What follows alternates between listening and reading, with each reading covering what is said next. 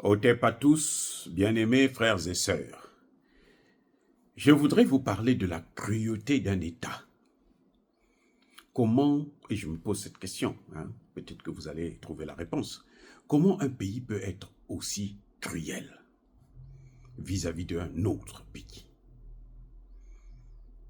On ne te demande rien, on ne t'a pas appelé, on ne t'a pas invité, mais tu viens, tu trouves quelqu'un qui a des problèmes, au lieu de l'aider à sortir de ses problèmes, tu viens, tu enfonces la personne dans le trou. C'est-à-dire que c'est comme quelqu'un qui est en train de se noyer. Et il s'efforce à sortir, à lever la tête, et toi tu viens, tu prends sa tête, tu enfonces encore. Vous voyez, c'est un État criminogène. Vous savez de qui je parle? Les États-Unis. Les États-Unis, c'est la première puissance mondiale. En 2012 en tout cas. Maintenant, ils se disputent la place avec la Chine.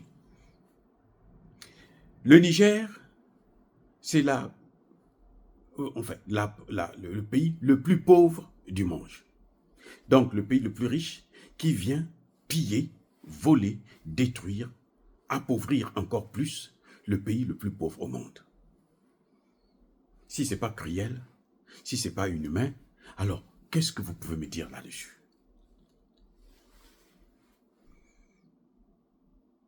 Qu'est-ce qui s'est passé?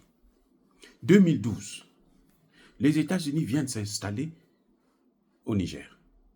Ils viennent, ils s'auto-invitent, sans invitation du gouvernement, sans aucun problème.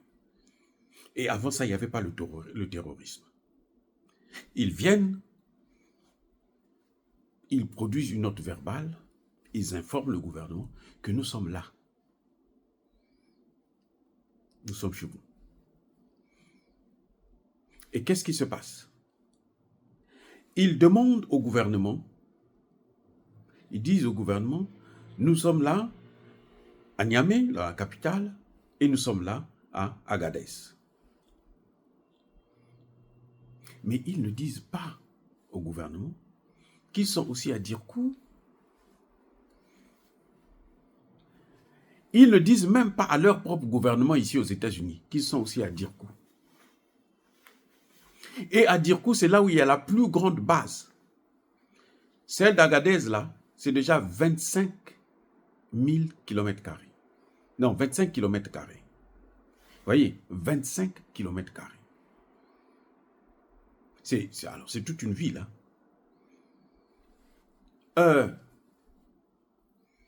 Si, à Dirkou, c'est une base où les Américains sont capables de déstabiliser l'Afrique centrale, l'Afrique du Nord et l'Afrique de l'Ouest,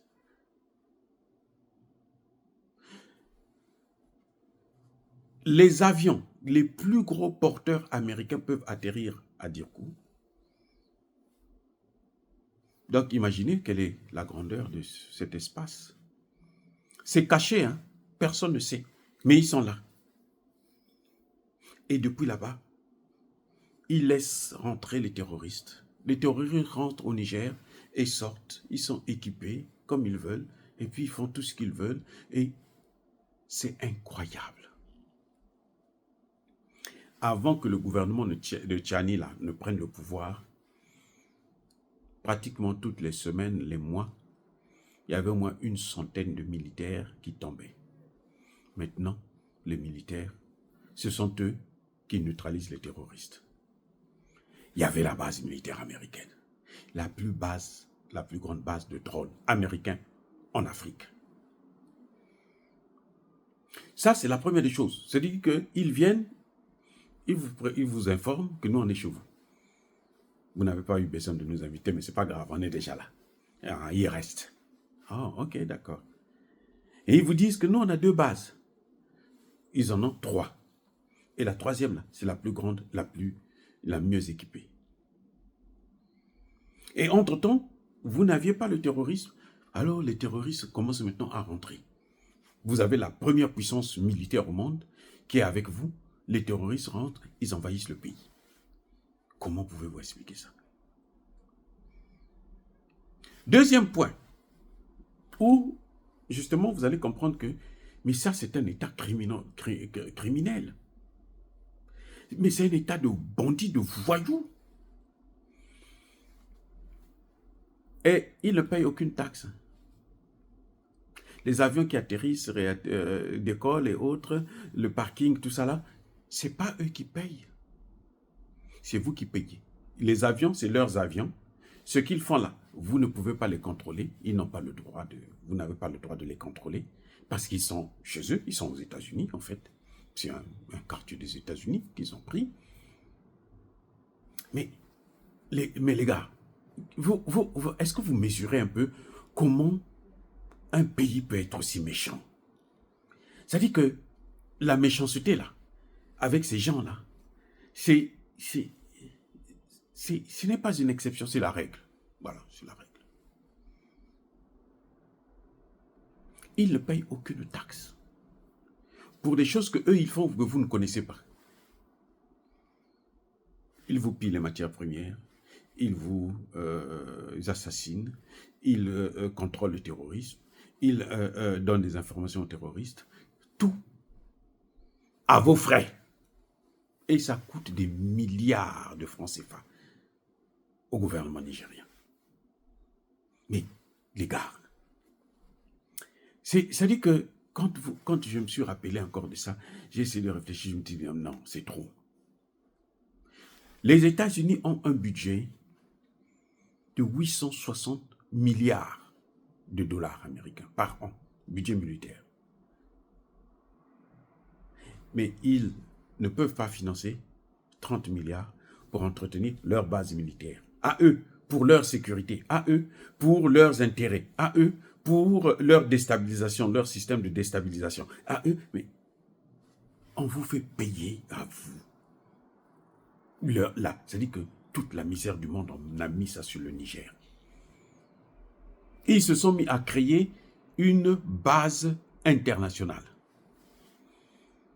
Et attendez, il y a mieux que ça. Tous ceux qui collaboraient avec les Américains devraient avoir un statut de diplomate. Que vous soyez nigérien, français, étranger, vous avez le statut de diplomate. Donc, vous devez avoir un passeport diplomatique. Et vous bénéficiez de l'immunité diplomatique. Y compris les terroristes étaient protégés par les États-Unis d'Amérique. Mais incroyable.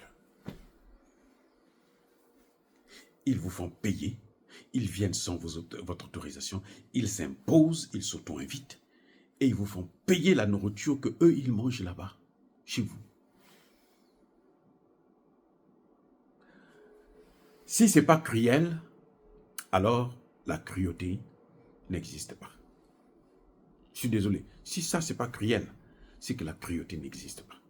Et ce pays se dit, je suis la première puissance du monde. La première puissance économique du monde. Mais celui qui me nourrit, c'est le plus pauvre du monde. Mais ça dit que pour les Américains, nous ne sommes même pas des êtres humains. Et ils pensent que parce qu'on va mettre à la tête de Africom un noir, alors ça va nous endormir, on va dormir. Comme avec Obama. Ils ont pris Obama, ils ont mis à la tête du pays. Et c'est lui qui a été le plus dangereux des présidents américains pour l'Afrique. C'est Obama qui a ouvert grandement la boîte de Pandore. Les autres nous torturaient, mais c'était avec un peu de diplomatie. Obama est venu là, ouvertement. Il dit, je vais vous tuer tous. Heureusement qu'il n'a pas pu le faire. Parce que Dieu ne lui a pas donné cette autorisation. Depuis que nous en parlons, là, vous le voyez encore aller se balader en Afrique. Avant, il partait tout en Afrique là, pour aller voir les dégâts qu'il a commis. Le criminel revient toujours au lieu du crime. Maintenant, là, depuis que nous, on est en train de sortir ça maintenant, il fuit l'Afrique. Et j'espère qu'il ne reviendra plus. Parce que même le sol africain va le maudire. C'est incroyable. Donc, les Américains, nous félicitons le gouvernement Tiani pour avoir eu le courage de demander le départ des troupes américaines du sol du Niger. Ils ont trop fait du mal au Niger, ils ont trop fait du mal à l'Afrique. Maintenant, ça suffit. Dire cela, s'inciter à la haine ou à la violence, non. Yaba colère, Yamalembe. Encore une fois de plus, bien-aimés frères et sœurs, je persiste et je signe, soyez bénis, abondamment bénis par le Dieu des Kémites et par nos ancêtres angélisés.